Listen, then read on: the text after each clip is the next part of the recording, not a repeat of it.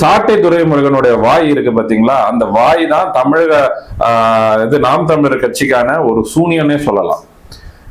இவன் இருக்கிற வரைக்கும் நாம் தமிழர் கட்சி வளரவே வளராது. நான் சொல்றேன், சாட்டை துரைமுருகன் கட்சியோட கொள்கையிலையும் சீமானுடைய தமிழ் தேசியத்தையும் முன்னிறுத்தாம நீ உட்காந்து தளபதியையும் தளபதி கூட இருக்கிறவங்களையும் நீ என்னைக்கு தப்பா பேசிட்டு உட்கார்ந்து இருக்கிற, நீ ஒண்ணுமே இல்லை. அவன் என்ன கருத்தா பேசிட்டு இருக்கான், நக்கல் பண்ணிக்கிட்டு உட்கார்ந்து இருக்கிறான். கட்சி வளர்றதுக்கு நக்கல் பண்ணா போதுமா? ஒரு நாம் தமிழர் கட்சி எவ்வளவு பெரிய ஒரு கொள்கையோட நீங்க எல்லாம் முன்னாடி வரீங்க. மறைந்த மேதகு பிரபாகரன் அவர்களுடைய ஒரு தமிழ் தேசிய கொள்கையை முன்னிறுத்தி நீங்க வரீங்கன்னா உங்களுடைய சிந்தனை எல்லாம் அதுல எல்லாம் இருக்கணும். இங்க போய் உக்காந்துட்டு டே விஜய், டே அவன், இவன், இந்த மாதிரியான பேச்சுக்கள்லாம் ரசிக்கும்படியா இருக்கு. காரி துப்புற மாதிரி இருக்கு இவனுங்கெல்லாம். மக்கள் கொடுத்த செருப்படிதான் சாட்டை துரைமுருகனுக்கு. அவன் பண்ற வேலைக்கு தான் இன்னைக்கு மக்கள் தீர்ப்பு கொடுத்தாங்க. 2% எங்க இருந்து 8% இருந்து 2%. தமிழ்நாட்டுல மிகப்பெரிய ஒரு 3வது கட்சியாக இன்னைக்கு நாம் தமிழர் இருந்தது.